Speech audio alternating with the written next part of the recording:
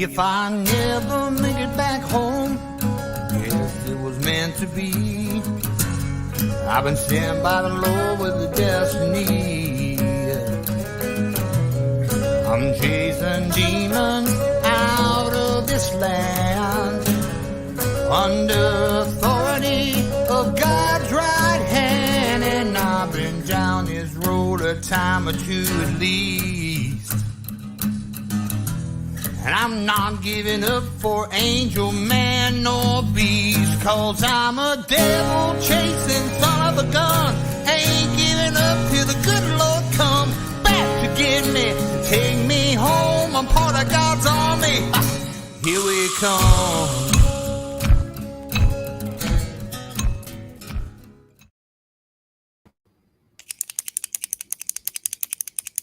Hey, Vicky, what's going on? Hey, man, not much. Happy to be here. Oh, I broke my pen. Hey, dude.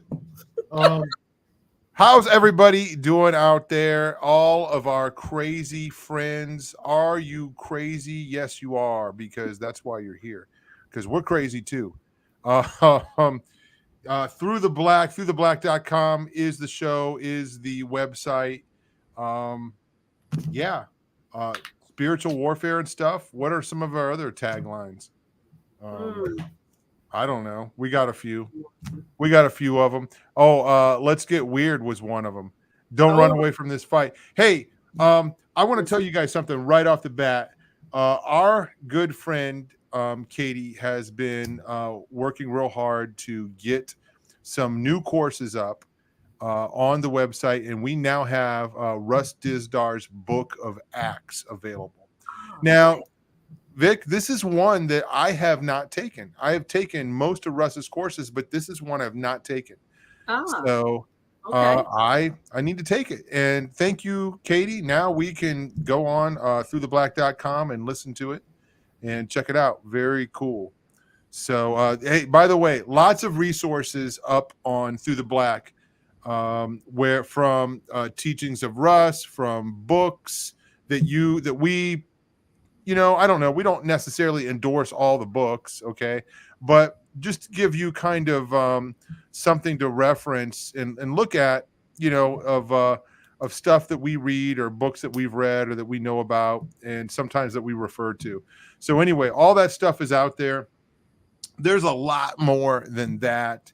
And we're going to talk a little bit about that tonight. So, Vic, how are you doing over there? I'm doing great. I had a really fun day. We had some friends from Minnesota come and visit.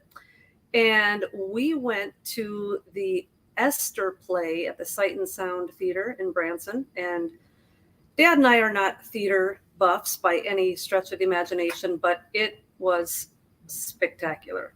And I got choked up on more than one occasion. It was really well done. Really? Okay. Yeah. Very cool. Quite the show. It was really, so it was a fun night.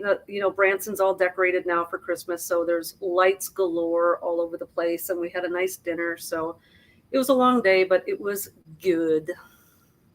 That's awesome. Very cool. Very cool. Well, it's kind of cool.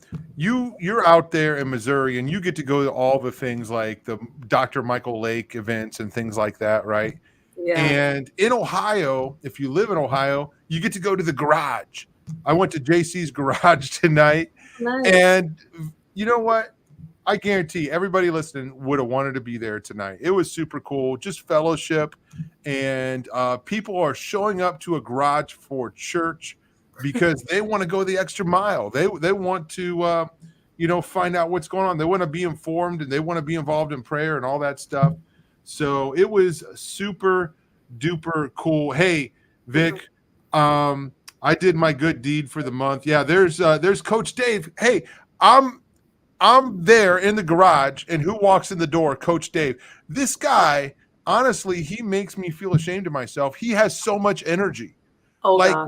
When I'm his age, am I going to be running around everywhere, all over Ohio, showing up at these places? He had the night off. He didn't have to come.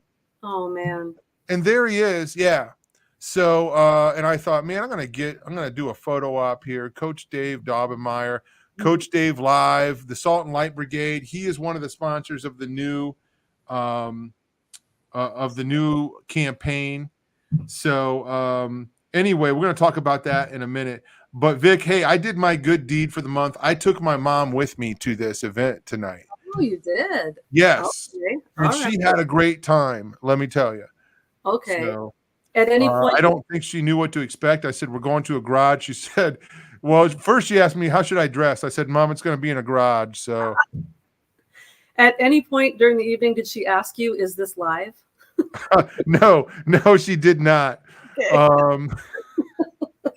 No, and she may be watching right now. So, hi, Mom.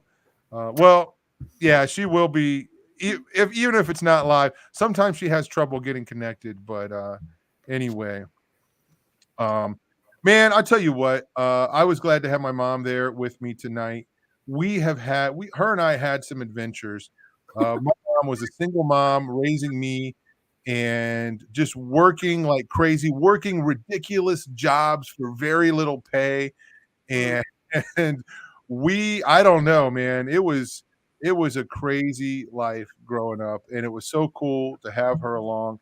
And I always tell her about places that I go and they're far away. She can't make it, but it was cool. It was good. Sweet. But Good, nomoredeadbabies.com. That's the new website. That's what we've been talking about here. And it all ties into everything that we're going to be talking about tonight. So yeah, there's the website. So this is what we want you guys to do. Okay. We want you guys to go to this website, order a free shirt. Most of you have already done it. We are closing in on like 100 orders, which is awesome. Okay. And we're here pretty soon. We're going to do our first wave of t-shirts. We're going to order a bunch. Matter of fact, I got money to buy even more shirts tonight. Okay. Cool. So there is a free shirt for everyone, but you guys just got to pay for the shipping. I wish we could ship them to you for free, but we don't have that kind of funding. If we did, we would ship them to you for free. Okay. But we don't. But we not only want you to order the shirt, wear the shirt, but we want you to pray. This is a prayer campaign, and we're praying, Lord, use me to save a baby. Use me to save a baby. And, if we get hundreds or thousands of people wearing these shirts, how many tens of thousands of people will see the message, the powerful, bold message? And then we really want every single person that gets one of these shirts to pray and just for the people. Pray for every single person that's going to see your shirt. You don't know who that is. We believe in the power of prayer. Lord, I pray when I wear this shirt today that you would just minister to every single person that's going to see this shirt. You know how many people we're going to get prayed for by doing that? So, and then we want you to share this information. Okay. So this is the first part of the campaign. More to come. The grand opening, as I've been saying, is coming in 2024. We're going to have signs. I talked to a guy the other day in Indiana. He's going to have a distribution center for yard signs in Indiana. He's going to help us out. Okay. And we're going to distribute some in wherever we can. Okay. And you can pick up a yard sign, and the message is going to be no more dead babies. Vic, in that slogan or in that phrase, we are making a statement that babies are being killed. Not blobs of tissue, but babies are being killed, and we want it to stop. It's got to stop. It's got to stop. Absolutely. So is not the answer. Killing a baby is not the answer. So, folks, we're pretty excited about this. This is connected to everything that we do here at Through the Black. Okay, exposing Satanism. Praying for strongholds to be broken, seeing people set free, seeing people saved, saving babies, which we've always been about. Okay.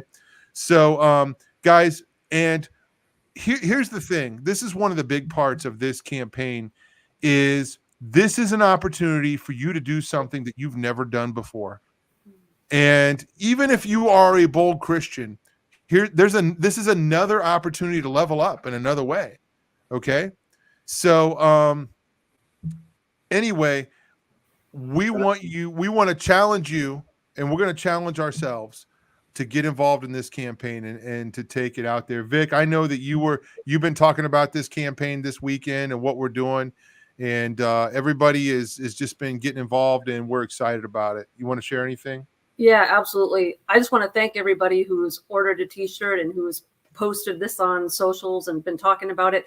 So cool thing that happened this weekend on Friday, I was doing Truth Radio with Dan Biondi. I might be pronouncing that wrong. I hope not. But anyway, during the Q&A, a caller called in, and before I even got to the end of the show and got to like promote all my things, the caller said, I just want to give Vicki Joy a chance to promote the new Through the Black No More Dead Babies campaign. And so got fans of Through the Black calling on other podcasts. And I think that there's a lot of viewers for that show, and they had a couple partner shows as well. And I believe that they posted the link to the website in the show liner notes and stuff. So you guys are just doing a bang up job helping us get the word out.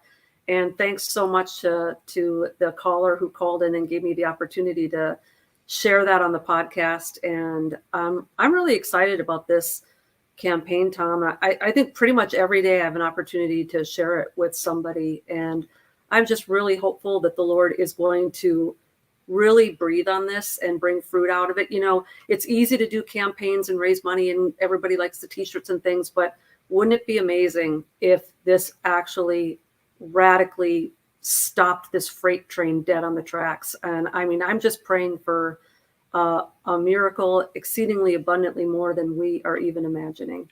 Hey, no, amen, sister. And this is what we've been saying. We believe that we can have less abortion now, even though there's an amendment, okay, to the Constitution of the state of Ohio and other states, and they're trying to push this through other states next year.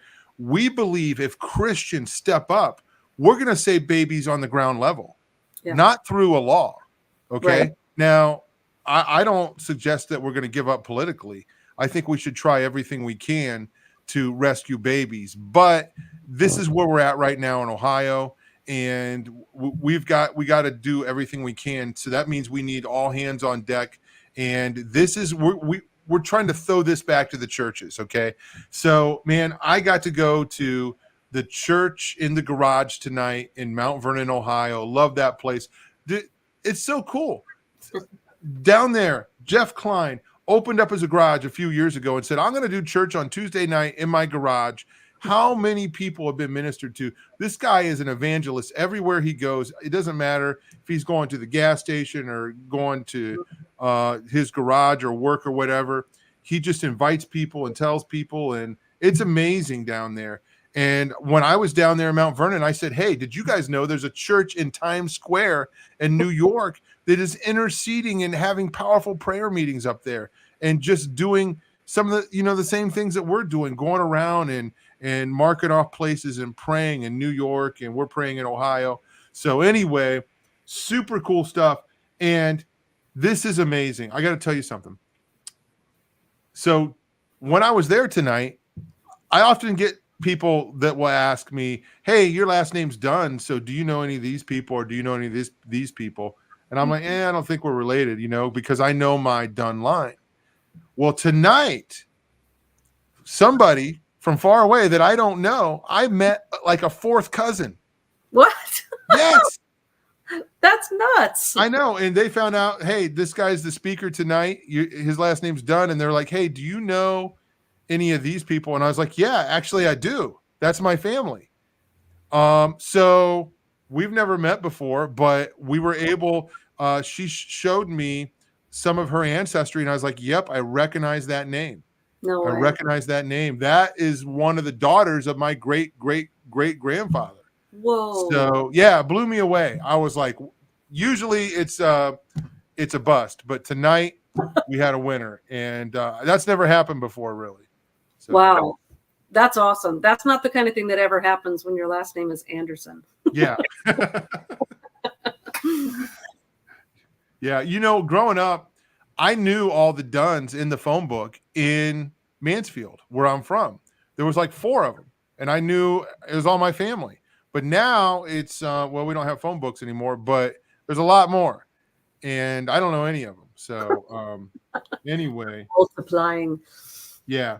So Vic, I want to get into a couple of things tonight. So this was brought to my attention at the garage tonight, and I guess Coach Dave talked about it on a show this morning. But wouldn't you know it, I forgot my glasses. It's like a theme on this show. Tom forgets his glasses. I knew I was forgetting something, but so the COP meeting, this is a climate change meeting that's taking place in Dubai. And yeah, here's the information. United Nations Climate Change Conference, United Arab Emirates, okay? And there are a bunch of elite world leaders that are meeting here, and they're going to discuss our future. So people like Bill Gates, King Charles, Pope Francis, okay, among, some of these people. So who knows what kind of wickedness they're going to plan out. So there's been a call by Coach Dave to pray, okay, about this meeting, pray against any wickedness that these guys are planning, okay? And we believe that when we pray, God hears and God answers. And I want to share a little bit of this paper that I got from the meeting tonight, okay? And it's a prayer, COP 28 prayer of resistance, and it reads here, Psalm 2. It says, "Why do the nations conspire and the peoples plot in vain? The kings of the earth rise up, and the rulers band together against the Lord and against his anointed, saying, let us break their chains and throw off their shackles. The one enthroned in heaven laughs. The Lord scoffs at them. He rebukes them in his anger and terrifies them in his wrath, saying, I have installed my king on Zion, my holy mountain." So on November 30th till December 12th, okay, this is going on, 2023, and the peoples and the kings of the earth will be meeting at the COP 28 in Dubai, United Arab Emirates. In attendance will be Pope Francis, King Charles, and Bill Gates. Ones by who their public record distort, disavow, and claim not your son, Jesus of Nazareth, rightful authority as King of kings and Lord of lords of mankind and creation. They assemble with others in Dubai to distort and deny the holy scriptures and intent you have for humanity through man-made agendas and false narratives about who really controls the climate and holds the world in his mighty hand. So all kinds of wickedness, obviously. We know who these guys are. We know what they're capable of and what they've done. So we just pray in Jesus' name, Lord, this is no threat to you. You're not afraid of these people. You laugh at them. You laugh in their face. And Father, we stand on your truth. We stand on your word. And we're asking in Jesus' name that you would intervene, that you would bring confusion, that you would just bring your presence there so strong that it cannot be denied, that they will not be able to plan any wickedness. I pray that you would stop whatever plan they have for any kind of attack, for any kind of false narrative, for any kind of lies, for any kind of fake viruses or terrorist attacks or anything, Lord. And we pray that it would be exposed. And we pray, Father, for your truth to be shown to all. Lord, we love you. We trust you. And we boldly stand next to you, behind you, just knowing, God, that you can bring complete destruction to the enemy's plans, and you can bring revival. And we just pray this in Jesus' name. Amen. Amen. Amen. So, yeah, I'm really glad that people are aware of that COP and praying for it, et cetera, et cetera.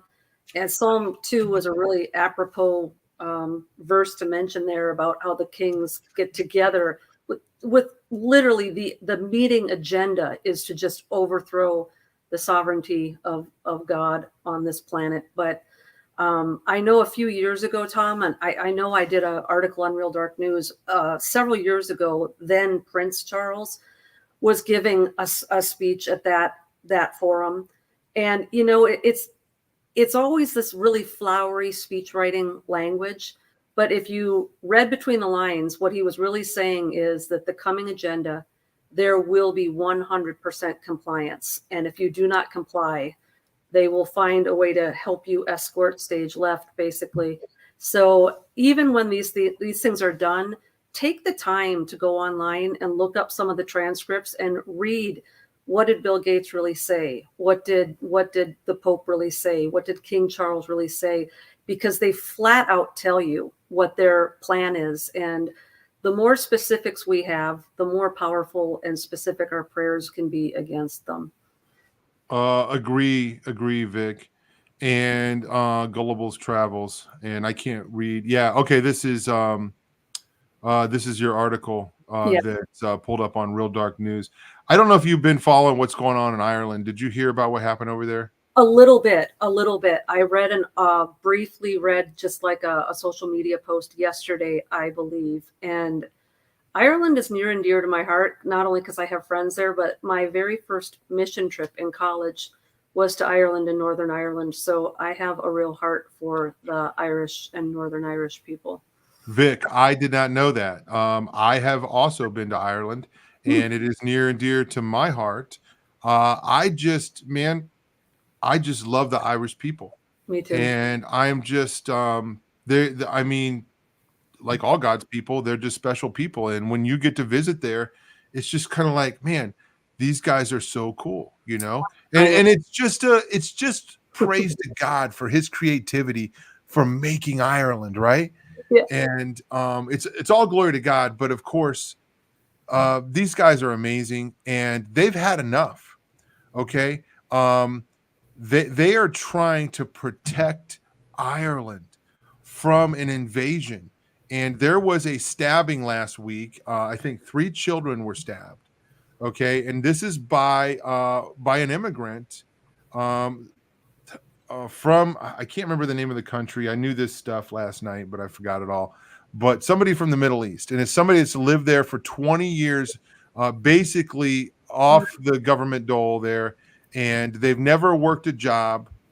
And for some reason, this 50-year-old person stabbed 5 people. And the people in Ireland have had enough. Well, I don't have time to go into all the politics of Northern Ireland and all of the craziness. And they've had just turmoil there for decades.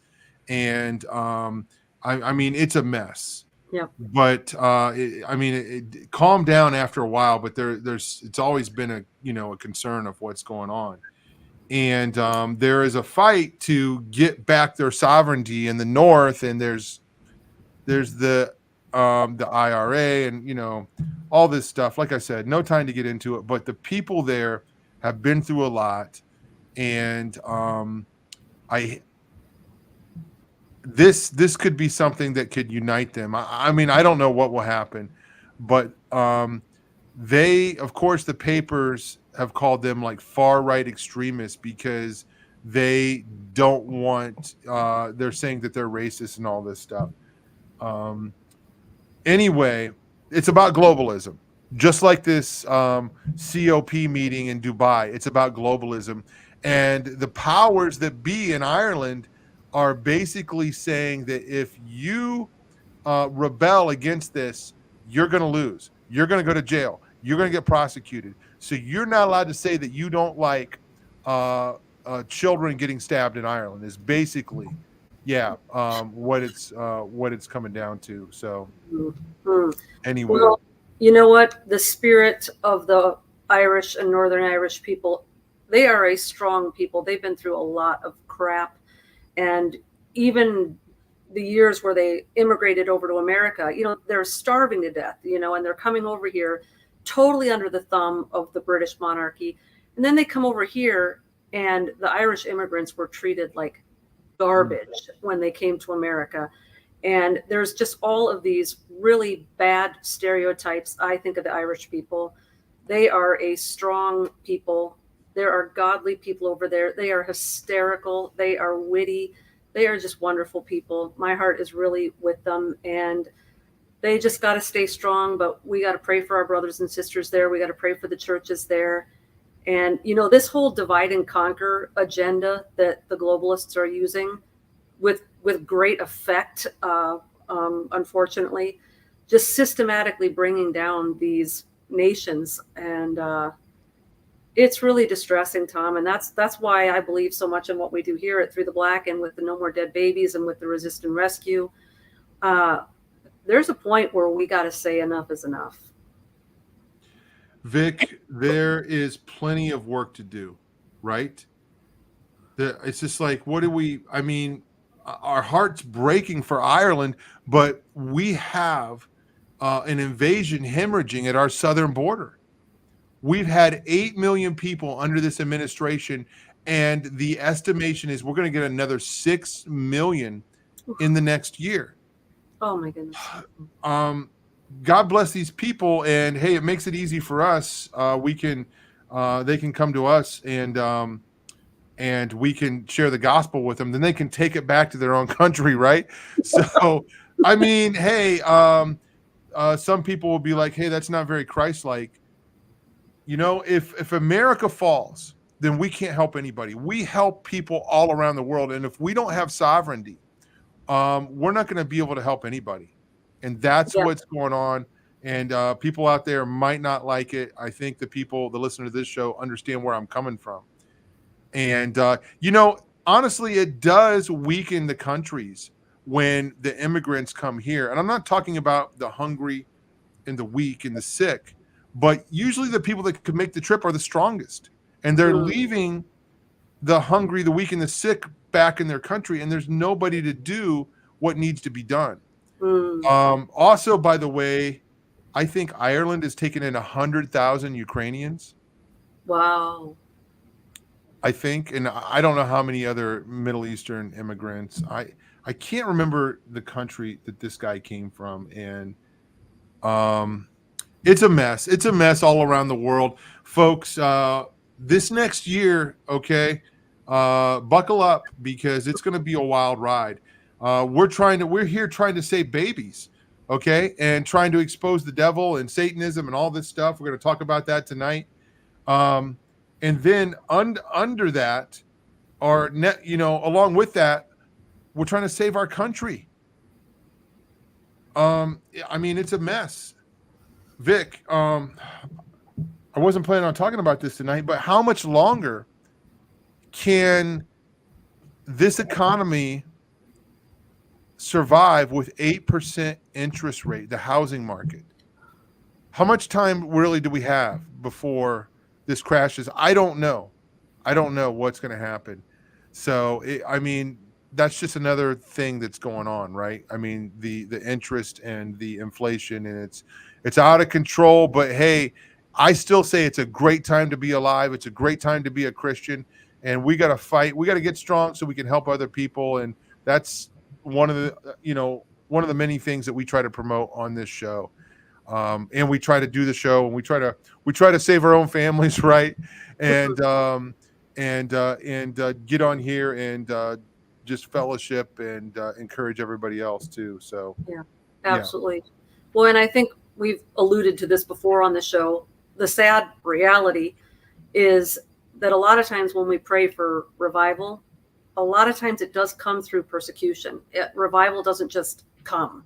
It comes, it's well earned through blood and tears, right? So just be prepared. I'm very hopeful, Tom, that God can do a new thing and he can hit another reset button and there can be revival, or there could be another great awakening of the religious type, not of the political or the new age type.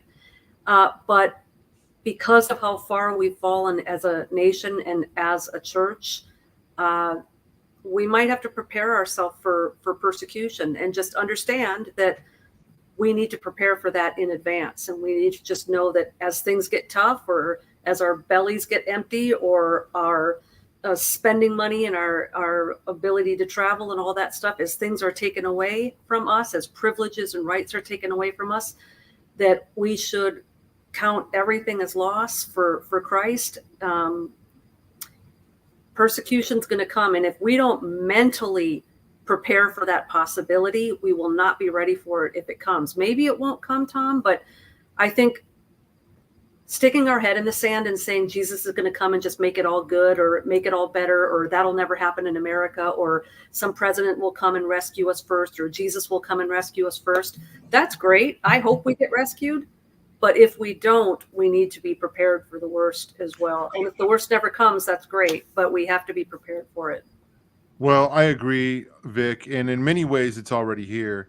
And I know that you know that. America's not suffering like Christians around in other parts of the world, right? We Right. understand this, Yeah. but they're trying to bring this here, and we're seeing it close in all around us, and they're looking for any way to turn up the heat on us. So, I mean, we could have a conversation about this for a long time, guys, but and this is kind of ongoing here. You guys are aware of this. You guys know about this. Let us know what you think in the comments. I'm curious. There's just we're surrounded, but the cool thing about being surrounded that no matter which way you fire, you're going to hit somebody, right? Yeah. So yeah. Mm-hmm. Anyway, I want to get into this tonight. It was brought to my attention today about a new film that's coming out. Did not know about this film, and I think this is kind of interesting. So let me set this up real quick. So I have here, Vic, and usually the books disappear because of the green screen. Let me see if I can show people this book. Okay, Michelle Remembers. Okay, now I bought this book. I think I bought it to take to Germany with me the first time. Maybe I can't remember. Mm. Well, I bought it so I could take it on a trip somewhere with Russ. And I also took 5 books with me, and I did not read this book. I've never cracked this book open, to be honest with you. Mm. But I wanted to have it for reference because this is a very important book when it comes to satanic ritual abuse. Okay. Now, a lot of controversy around this book. Michelle Remembers, and it, you know, a lot of people claim that the book's not real. There's a movie out called Satan Wants You. It's a movie that's coming out, and it's about this book. So I'm going to give you guys one guess what their conclusion is going to be about this book. Okay. And the people behind this book and the things that followed this book. Okay. The claim is that this book is the book that started the Satanic Panic. Okay. So this trailer is kind of intense, and I want to try to watch some of this, and I don't know if we can get I don't know what we can get away with right here. Okay. So because of copyright stuff. So we're going to try and watch some of this and see if we can see if they don't make sure they don't shut us down or whatever. And then we'll take a break and then comment on this. Okay.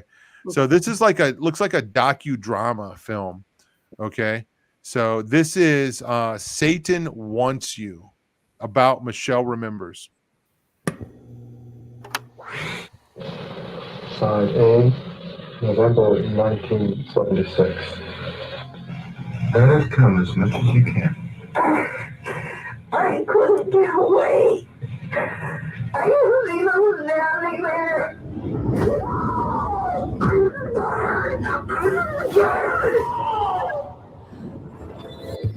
Joining me now from Victoria is Michelle Smith, a one-time victim of abuse by a satanic cult, and Dr. Lawrence Pastor, the psychiatrist who helped her come to terms with that nightmare. The book is called Michelle Remembers. Michelle Remembers. We wrote it together. The first publicized account of such rituals. They would put me in cages, sacrifice animals. Eating feces and orgies and dismembering fetuses. These were things. Okay, go ahead and pause it right there. Vic, have you heard of this book, or have you read this book? I've not read it. I have heard of it. And I'm shocked, Tom, if they want to put this to bed, if it's all made up and they don't want another panic, why are they making a movie about it and putting it in the collective conscience? Let it lie. No one's heard of this book. So already, I can see from this movie, and I don't know what lengths they've went to get a hold of some of this footage, but it sounds like they have the original recordings, Mm-hmm. okay, of these sessions, and I see footage that I've never seen before, and I have looked up a lot of footage, okay, and I've scoured YouTube and the internet for anything satanic ritual abuse related, because Mm-hmm. that's what we do. We research this stuff, okay? And I've not seen some of this stuff. Like I said, I'm familiar with the book. I have not read the book. And you know what? I'll be honest with you. I don't know. I can't prove that the book is real. Okay? I don't know what the story is. Now I lean towards that the book is real. And when the media says that it's a lie, that it's probably more of a chance that it is real, okay, that it is truthful, and we know the motive to attack SRA or Satanic Panic, using all that. Satanic Panic, of course, is a term made up by the media, just like conspiracy theory. All right. And Vic, if they're going to make a movie debunking this book, that's not going to be enough, because there are literally hundreds of books, if not more, on this subject. Mm-hmm. And I've got a ton of them in my library. Yeah. Okay. And I'm thinking of, what's the one Candy Jones I read last year? Yeah. Yep. I think it predates this book here, and people don't know about it. Okay. Yeah. So what is something Candy Jones? Somebody will be able to remember this. Yeah.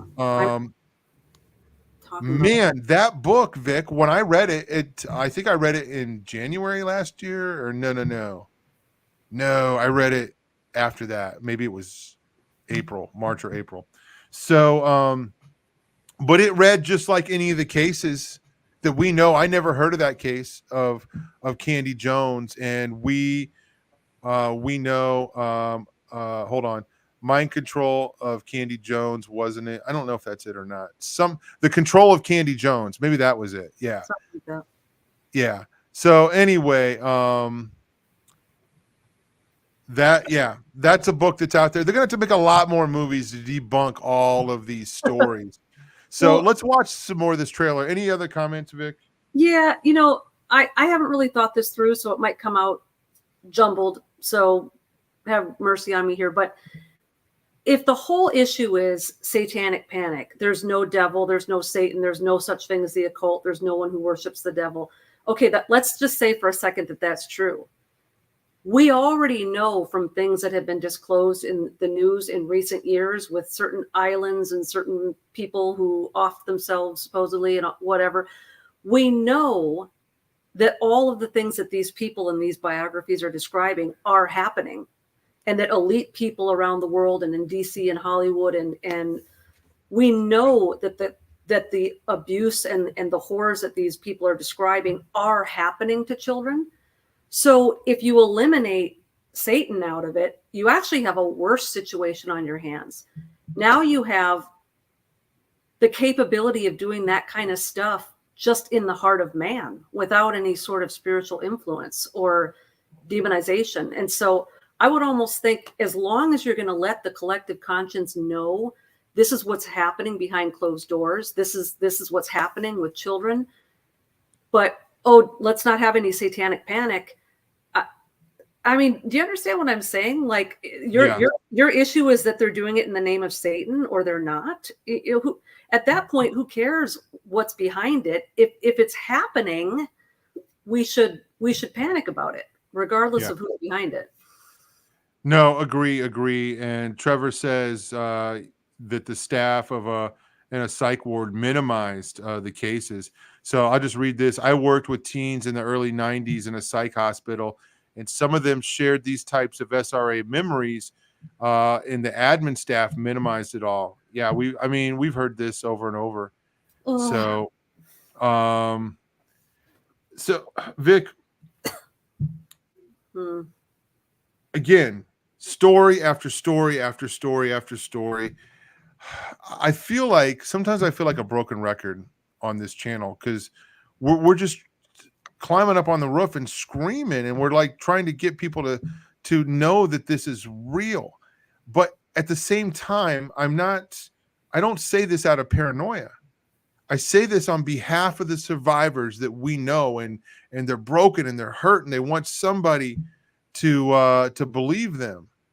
And I think of the Hampstead case. So I want to talk about this for a few minutes, okay? For anybody that doesn't know, if you're new to this channel, we've covered the Hampstead case ad nauseum, okay? This broke about 10 years ago, and 2 children from Hampstead, which is a suburb of London, disclosed satanic ritual abuse, okay? In great detail. They said what happened to them, satanic ritual abuse, okay? What? It was ritual abuse in the setting of a satanic ritual, or abuse in the setting of a satanic ritual, okay? Sexual abuse, just I don't want to go into all the detail. The drinking of blood, cannibalism, okay? Being forced to take part in rituals and cutting and killing babies, okay? And all kinds of pedophilia and sex to kids. And Wednesdays was the most busiest day of sex. Vicky and I interviewed the mother just months ago at the beginning of this year. First time that she's been that she's come out and said anything in years. She's been fighting for her kids, and just, you know, it's been about 10 years now, and nothing has ever been done about this. Vic, there were professional interrogators from the police station. All these videos leaked, and you can find these online. There was a medical report, okay?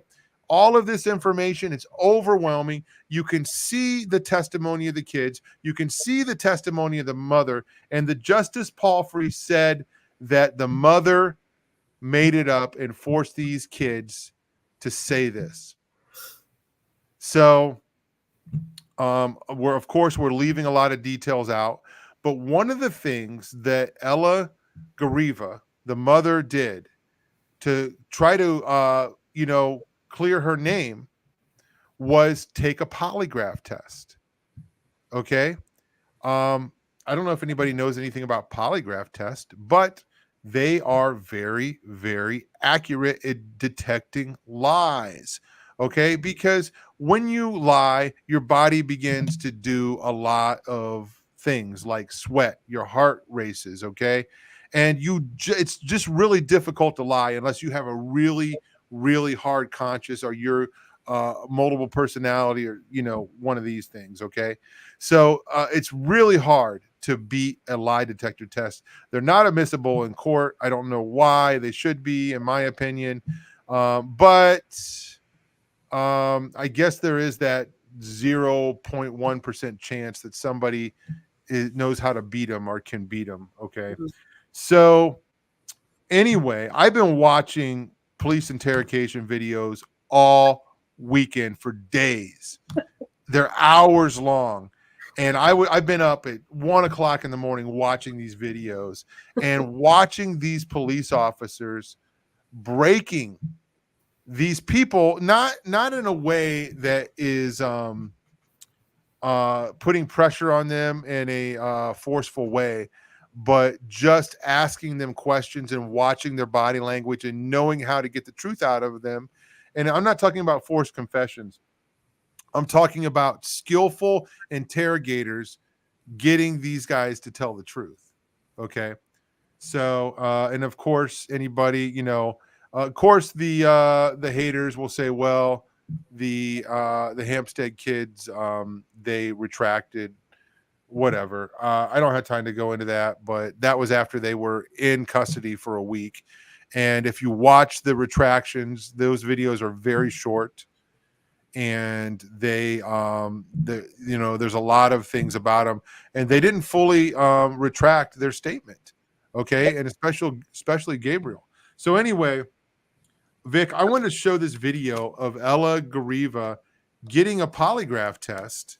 Okay. And just kind of, so people can see, she did this, and she was only asked a few questions.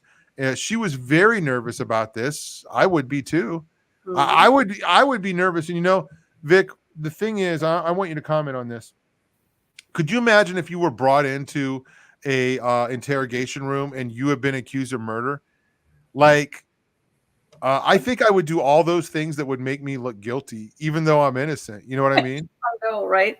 Well, if I was in her shoes and I'd already seen medical professionals and detectives and interrogators and judges retract statements and lie and cover up evidence, I wouldn't trust the results. That I don't know how to read a polygraph exam. You can tell me whatever you want. I mean, it's them I wouldn't trust. Like you're not telling the truth about anything else, but you're gonna, if I pass this polygraph test, you're gonna tell everybody I passed. Yeah. Hey, I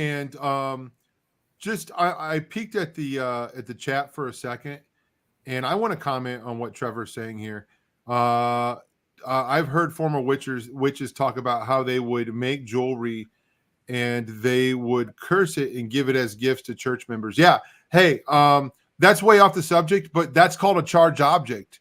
And I just wanted to, we talk about this stuff on the show, by the way, but anyway, no, I think it's interesting that you say that, because this is something that we're very familiar with, and you can go, obviously to Russ Disdar's teaching available on our website and learn about this stuff. So anyway, hey, God bless you, Trevor. So Vic, I want to watch some of this polygraph just to show people that she went and she hired a third party person to do this. Okay. And to give her a polygraph test and ask her about 3 questions. And we're not going to watch this whole video, but they ask her, did you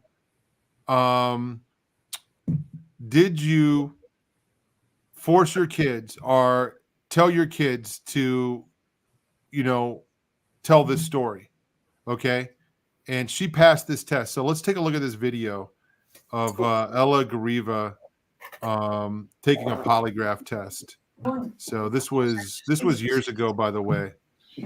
So, and I'll narrate. And this person is just, they probably paid him a lot of money to give this test, and he kind of explains to her what she's going to do and stuff.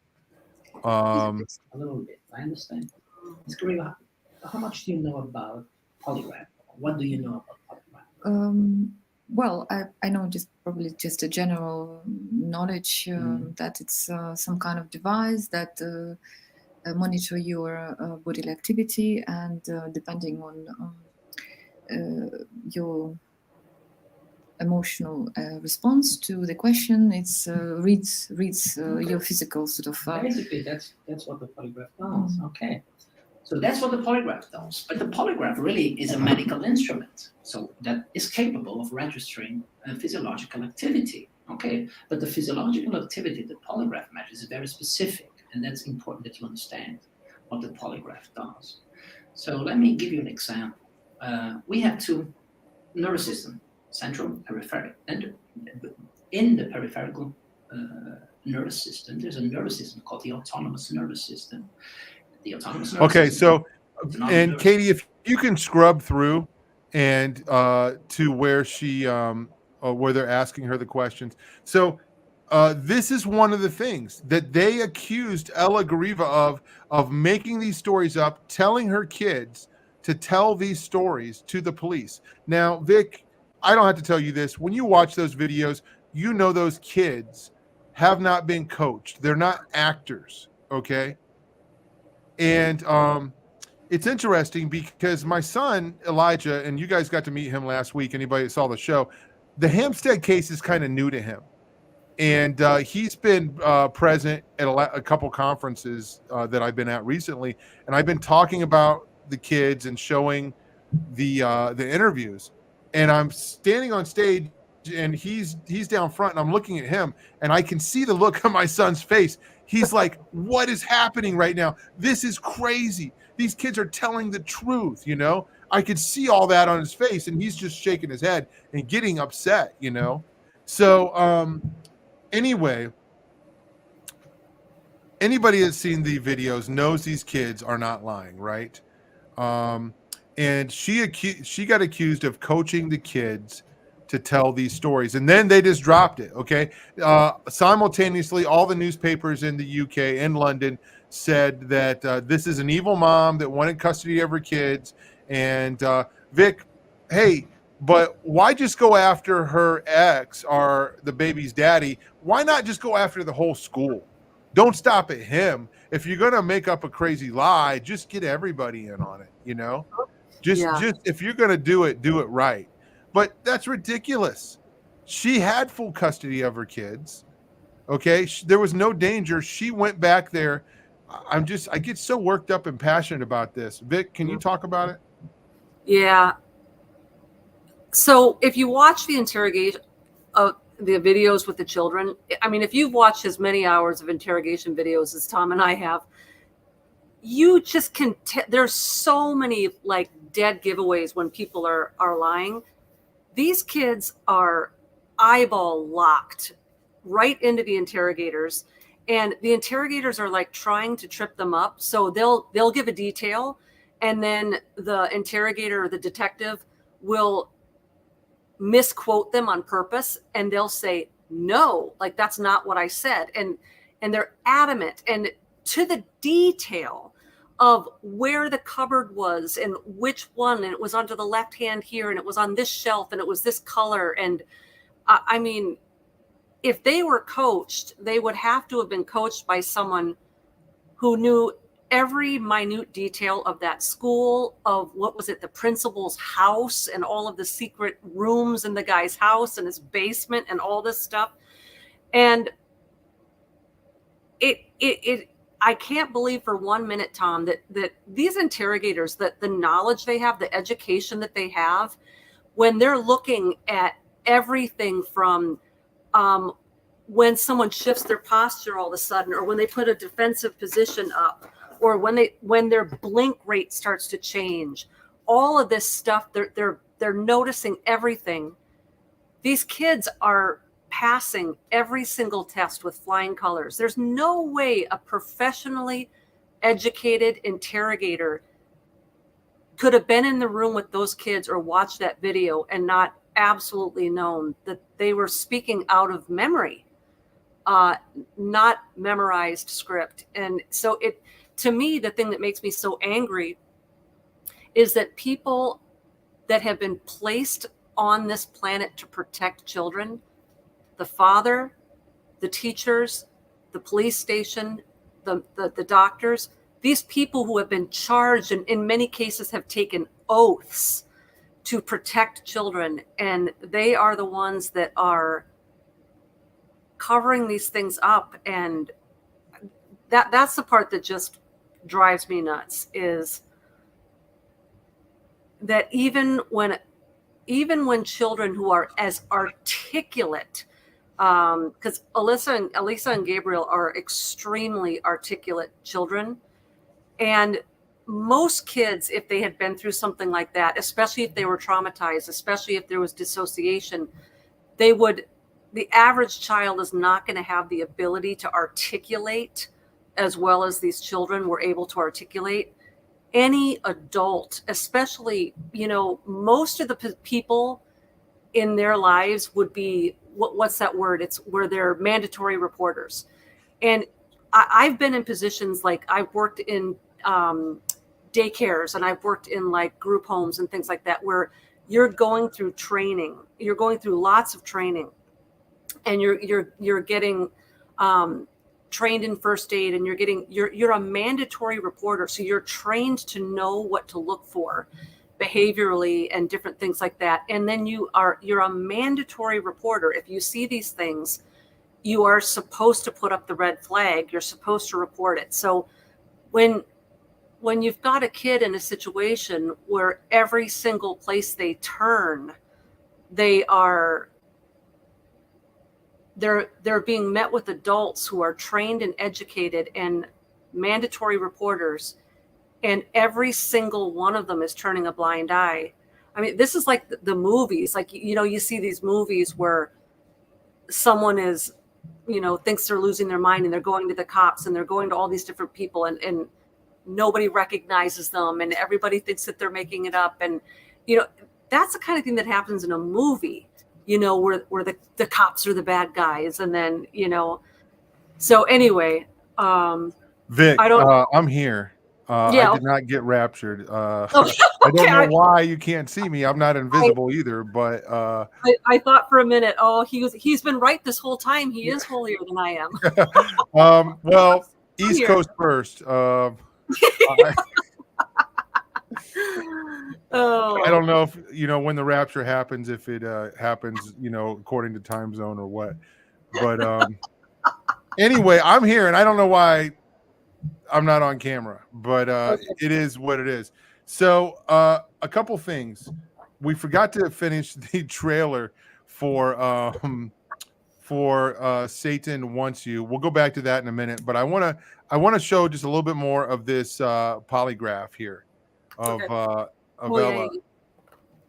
And yeah, there she is sitting in the chair. So let's watch some of this right here. Oh boy. The test is about to start. Please remain still.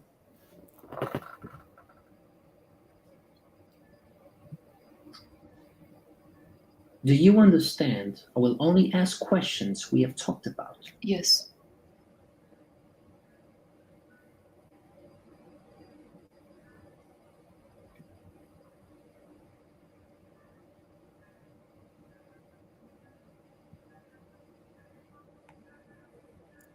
So just kind of taking their time doing the test. Concerning the testimony of your children, are you going to answer truthfully each question on this test? Yes.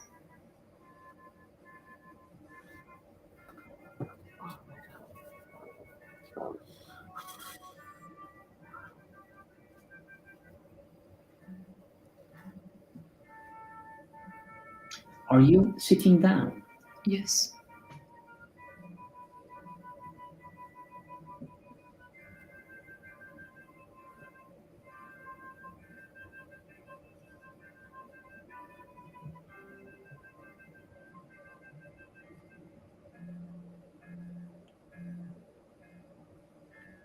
Did you train your children to accuse their dad?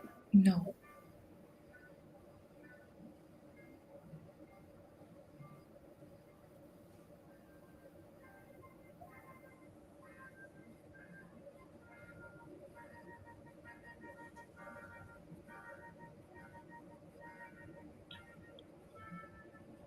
Are you aware of your children being inducted? No.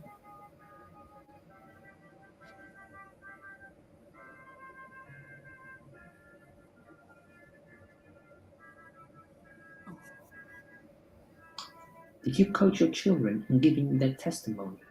No. Okay. And I just wanted to show that because the reason we're talking about this is because here we go. We have another movie, and I don't know why I'm holding this book up because nobody can see me, but I'm holding the Michelle Remembers book up again. And it's about this book, right? This is so weird. I think I might go out and come back in again as we're watching this, as we watch a little bit more of this trailer, Okay. just to see if it'll fix me. But I want to see if Katie can bring up the trailer again, and we're gonna try to watch the rest of it here. So they made a movie about this book, about the making of this book, and what I noticed is they're gonna try to expose the relationship between the doctor and the patient. And from what I understand, this doctor and patient, Michelle Smith and Lawrence Pasder, ended up getting married or something. That happens a lot, okay? And it has happened a lot. There's tons of stories that have nothing to do with satanic ritual abuse, where a psychiatrist or psychologist ends up, with one of their patients, okay? It's not like it's it's a one-time thing. So let's go ahead and watch some more of this trailer here. Experienced. That's right. Who are these people? Well, they're a secret organization, a secret society. When that book came out, all hell broke loose. It was a theory that there's a satanic conspiracy and there are children who are kidnapped, stolen, and sacrificed. It's known as the Satanic Panic from the 1980s and 90s. I consulted on hundreds of these cases all over the Western world. There are thousands of men and women who are secretly worshiping the devil. Are you accusing me of being a Satanist? I know you murdered babies, and I know you made me murder babies. More than 300 counts of sodomy, rape, and oral copulation. So many different kinds of people believed that this was happening. It was dead serious. There were people who went to jail. It's very hard to believe. There are too many people telling too many stories for this not to be true. And all of this was started by this book. You're not just the psychiatrist to me.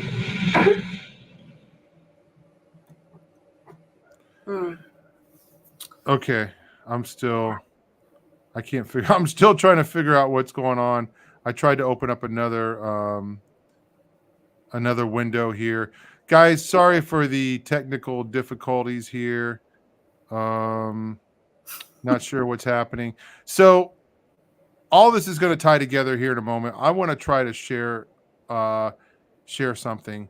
So if anybody has seen any of the presentations that I've done in the last couple years, exposing Satanism and talking about Hampstead, there's something I'm going to share here that I have not shared on the show, but only in a presentation. So let me see if this works here. So as you can see, these are my slides here from this is from the one we did up in New York. So let me see if I can move this over here. And London has a secret.com, but check this out here. This is a newspaper called Hampstead and Highgate. Okay, Hampstead and Highgate Express.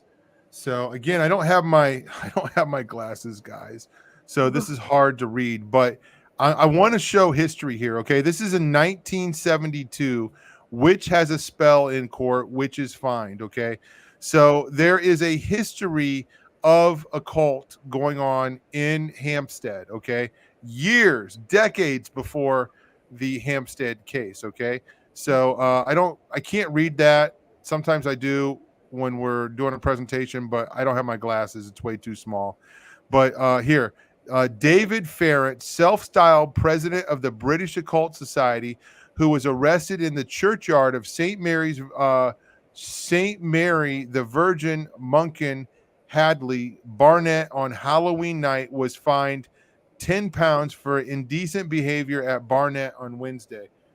Don't forget, Barnet is the same police station where the children were interviewed at. Okay, so Mr. Farnett of Archway Road, Highgate, told the court he studied occult and unexplained phenomena. People had approached him with stories about ghost of pirate Thomas Walmsky, which is said to appear 3 times a year, one of which was Halloween. Mr. Farrant, 33, a hospital porter who described himself in court as a president of the 300-strong society, added, "We've decided to see if there were any ground for these legends. I went there to make communications with his spirit."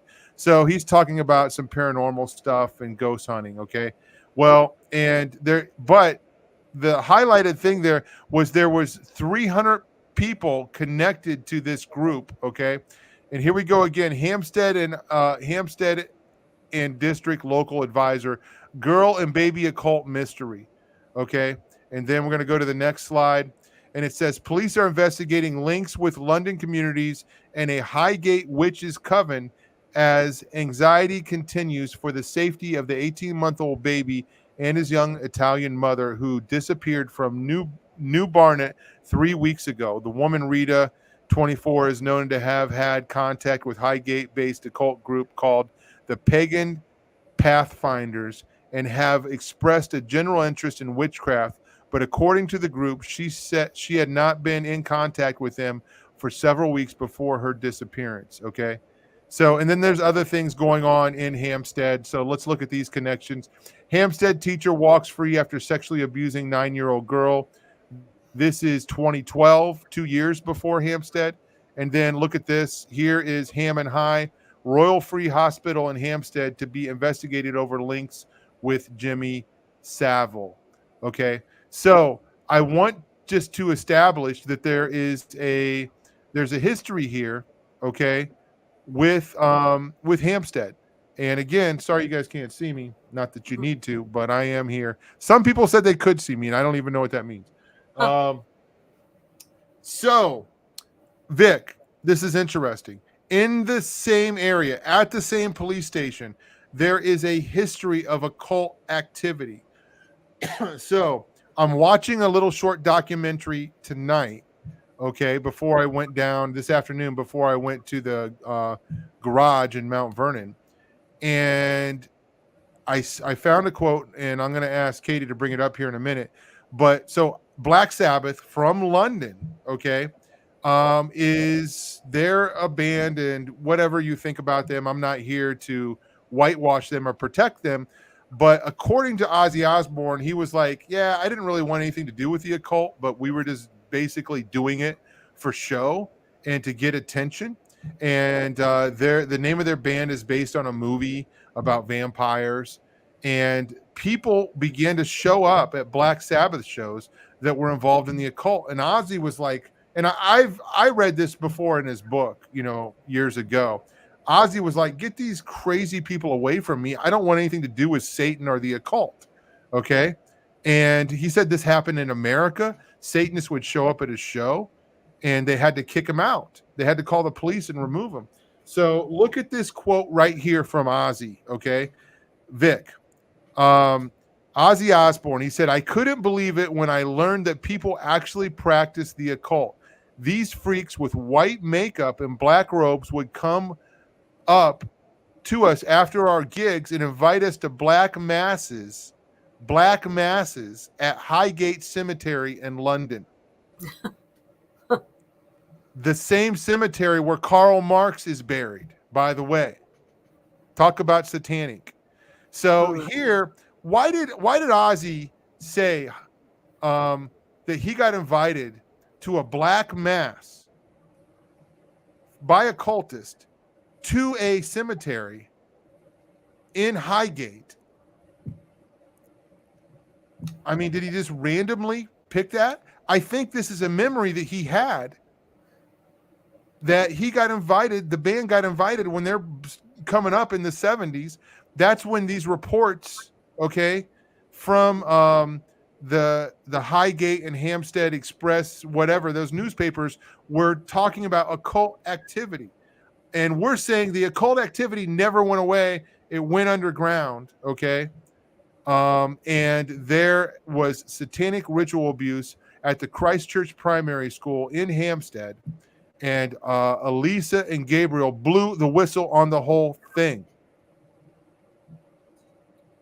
Yeah, and a couple more little loose connections, circumstantial evidence perhaps, but Hampstead is sort of, for those of us not familiar with the UK, Hampstead is an elite neighborhood. It's where a lot of the celebrities live, a lot of politicians. It's sort of the Beverly Hills of the UK. So if you think Hollywood, and we know what happens, in Hollywood around here. And another thing, and this isn't fact, that this is just circumstantial, but it just gives you an idea of the mystique that has always been associated with the paranormal and Hampstead. If you go all the way back to Bram Stoker's Dracula, where Lucy Westenra lived, she was a rich socialite who lived in Hampstead Heath. So even way back in another century, there was always this sort, kind of like the Transylvania.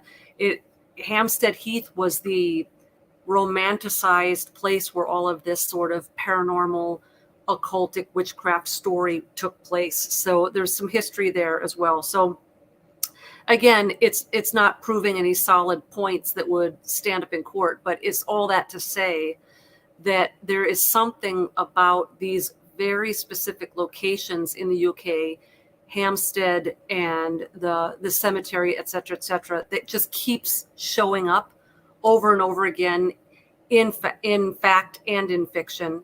And there's other areas too. Hey, he's back. Yeah. I want to make sure I was live. I'm not going to remember right offhand. There is a forest in the UK as well, and it was the forest that A.A. Milne, he lived in the outskirts of it, and he was the author of all the Winnie the Pooh series and Christopher Robin and all that. And that forest, Ashdod Forest, maybe, that is like the Bohemian Grove of the UK. So there is just a lot of literary, historical, paranormal, fiction, and nonfiction links to these same locations in the UK over and over and over again. So it just makes you wonder, why are these specific locations repeatedly mentioned in the same way that we repeatedly mention places in the US like Bohemian Grove, et cetera, et cetera. You don't have to tell people. You say Bohemian Grove, people know, oh, enough said, right? And it's the same thing in the UK when you talk about Hampstead and Ashdod Forest and things like that. No, yeah, that's exactly right. So anyway, I think it's fascinating that we see a history there in Hampstead. And I've been saying this for years. America is young. We're only 200 years old, right? And everything we got, we inherited from there, right? So all of our everything, and including the occultism. So in America, there's a lot more room to spread out, right? There's a lot more places to hide. I look at that place on a map, Scotland, England, okay? And you're like, man, it just seems so like so many people condensed, you know? When these guys come into America, what is it like? It's got to be like another planet, you know? Because England is smaller than one state, okay?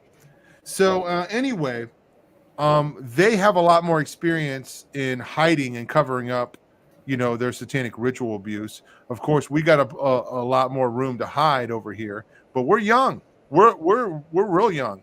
And when I was in Scotland, I've said this before, we saw gigantic, oversized posters of missing kids in Scotland. Where are they taking these kids? Where are they taking them? There's, you know, and these are masters at trafficking and all this stuff, of course. But there's a lot of places to hide in America. Of course, we've got open borders and all this stuff. Anyway, it's nothing new there. And I think that we need to pull some more threads on Hampstead and Highgate and what's going on. And the Karl Marx, I don't even know why he's buried there. That's a very interesting connection.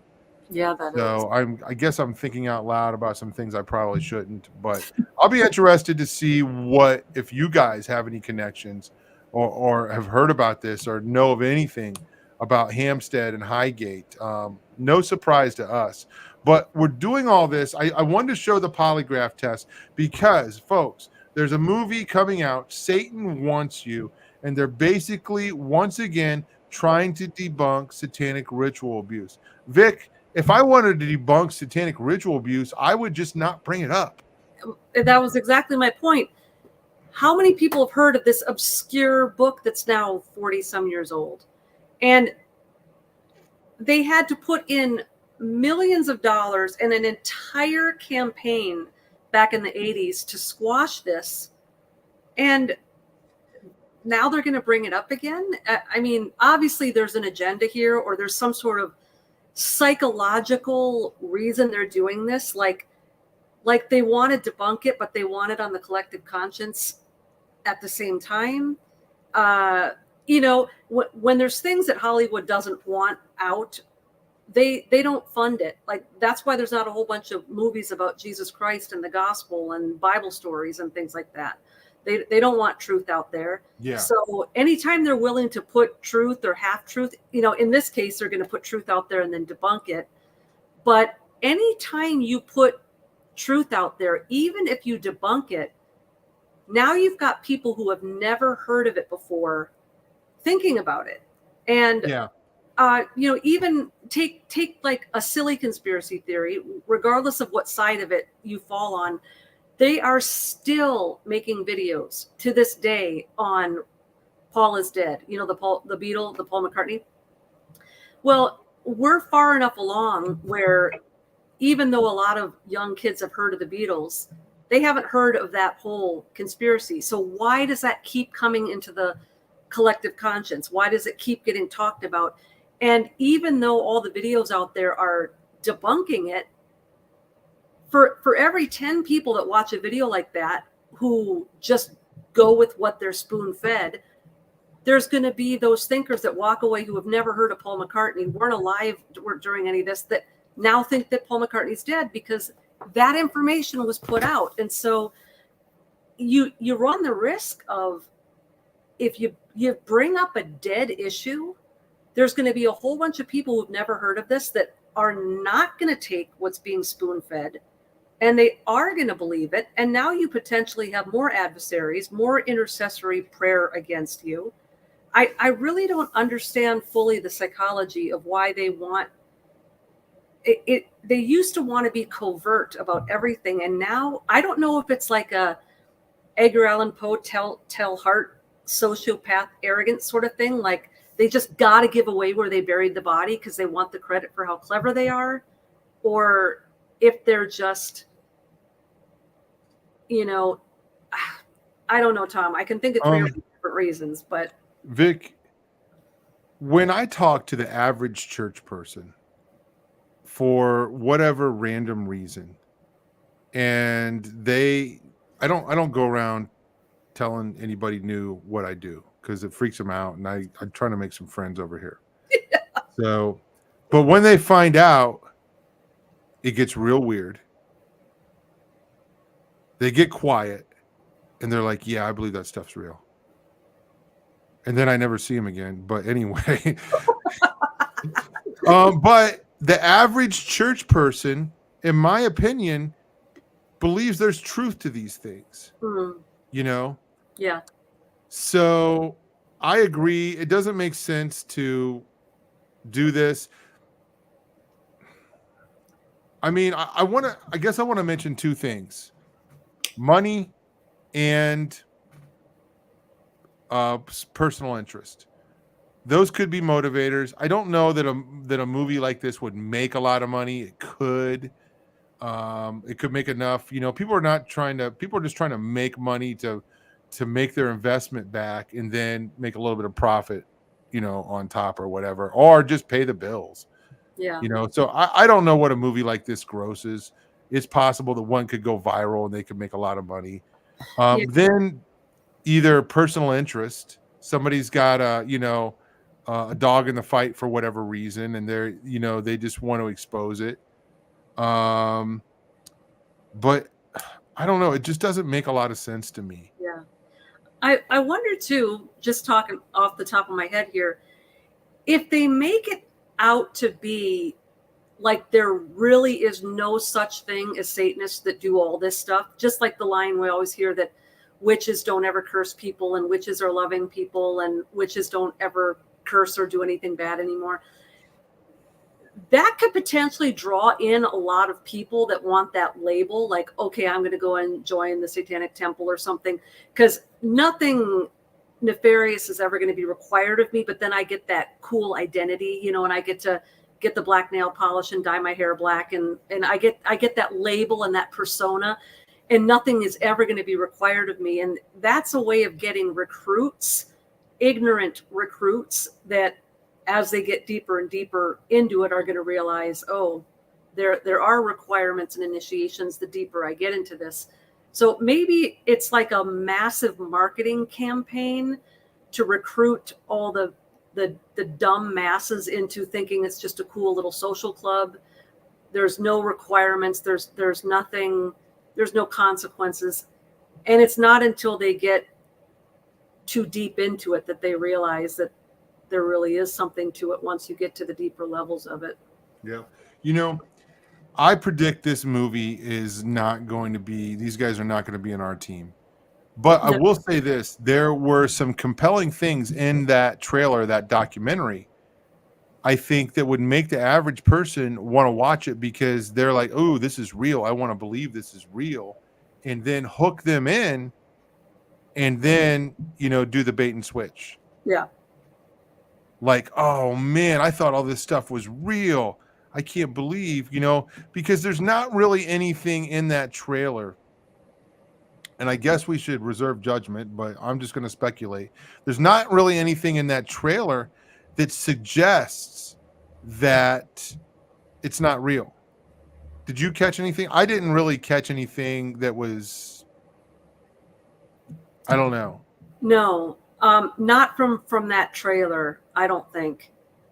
But I think just from reviews and stuff I read, because they're talking about the Satanic Panic. Anytime the media says Satanic Panic, I know gaslighting is around the corner, because Satanic Panic in and of itself is used as a mockery. Yeah.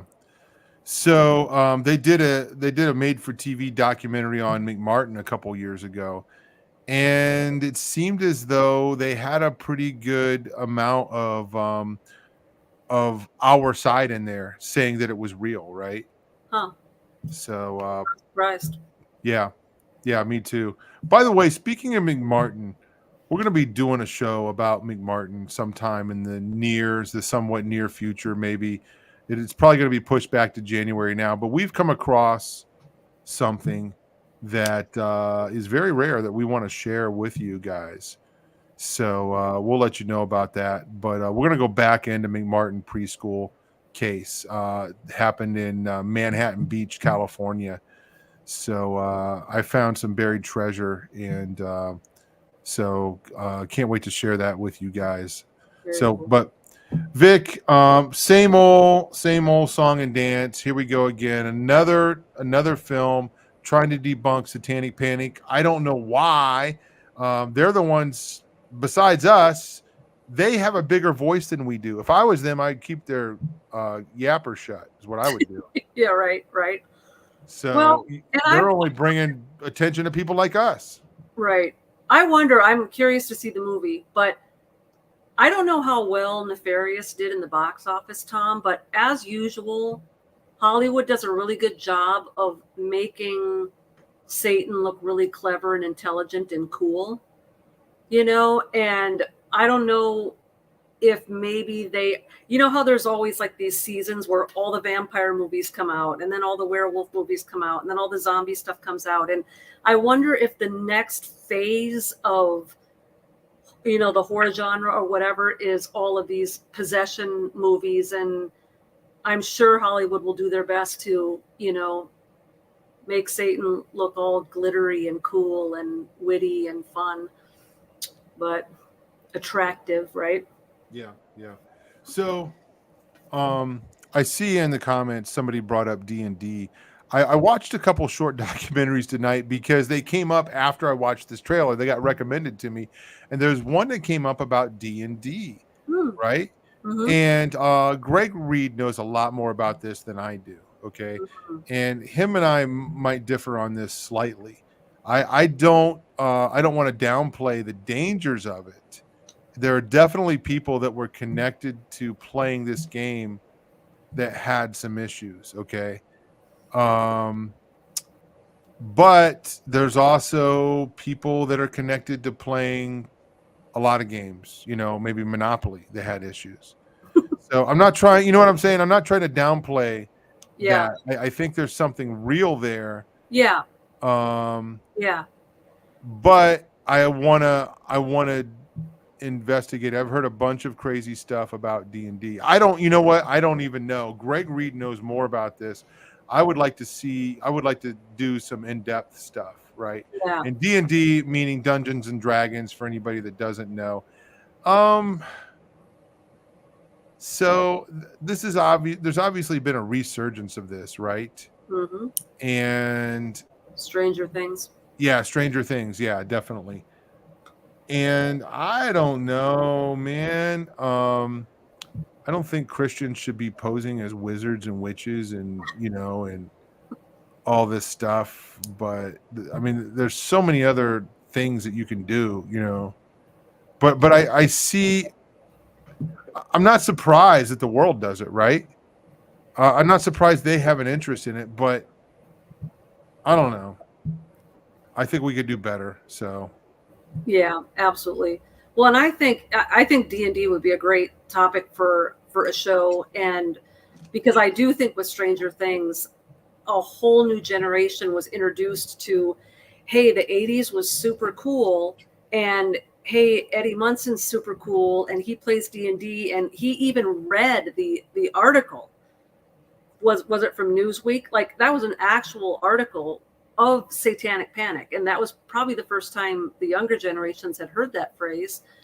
And now Hollywood's accommodating by providing more in-depth movies and things on that. So I kind of wonder if one of the things that was strategic about Stranger Things is getting the younger generation introduced to and interested in that whole element of the 80s and whatnot. And by way of like D&D, and if it opens doors and things like that, because I see this a lot too, Tom, with the people I talk to who get sleep paralysis. When you relegate sleep paralysis down to, well, do you watch horror movies? Do you listen to do you listen to metal? Do you play D&D? What's illogical about that in and of itself, if you don't explore anything beyond that, is there's a lot of people out there that watch horror movies or listen to metal or play D&D that don't ever have sleep paralysis. Yes, and play with Ouija boards too. Exactly. So I think that it's not so much that these things aren't maybe dangerous or walking the line or maybe foolish or at the very least not fruit bearing, but every person has a varying palette of different life experiences and background and genetics and family lines and susceptibilities and illnesses and physiology, where there's a certain wiring where when you do that sort of thing, it just opens doors and you are super susceptible. And you don't know if you're one of the people that are susceptible until you start dabbling in it. So it's sort of like a Russian roulette. So I think that's kind of where I stand on it, Tom. Like, if I had a kid, I wouldn't want them playing D&D, and I wouldn't want them, watching horror movies and gore and going to rock shows and stuff like that. But I wouldn't necessarily think that they were going to dive headlong into Satanism and all that either. But it's just that you just don't know until you start dabbling with certain things if you have the right, ingredients in you that is going to pop open that door. So it's really just a gamble to start flirting with that kind of stuff. If you give the devil an inch, he'll take a mile. Yeah. You give him a rope, he thinks he's a cowboy. Hey, now a couple comments here, and these are shows, okay? LARPing can be harmful. Yeah, live action role play, and that's basically what D&D is. But this is on a bigger scale now, right? Yep. And here's the thing: I think you have to have the perfect recipe for this. I think most people are not going to be affected by this. Yeah. Okay, live action role play, and that's where people show up to, you know what I'm saying? But when people become emotionally and spiritually connected to these characters, okay, that they dress up as or that they pretend to be, okay, it can be harmful. And somebody mentioned Heath Ledger, for instance, okay? He was doing live action role play. Mm-hmm. I can't imagine some of these method actors and what they go through, right? Mm-hmm. Mm-hmm. So yeah, good point. Vic, anyway, any final comments on tonight? I want to throw it back to you. we covered a lot. So Yeah, we did. I think that I would just encourage anyone who is not familiar with the Hampstead case to go back and do a little bit of research. Past shows, probably a lot more stuff in the archives. And what's that website that all the archives are on, Tom? it is Odyssey, and It is there's a link right on our resources page, I think. So you can go to the Odyssey archives, Yes. through theblack.com, and there's the old Tom and Jared archives. There you go. That's Tom and going Jared. way back in the time machine. So yeah, so for new viewers who are kind of just coming to Through the Black too, if you go on to Odyssey, there are years and years of treasures waiting for you. yes, and Rumble and all that. We're also on Rumble. We never talk about Rumble. Yeah, we don't.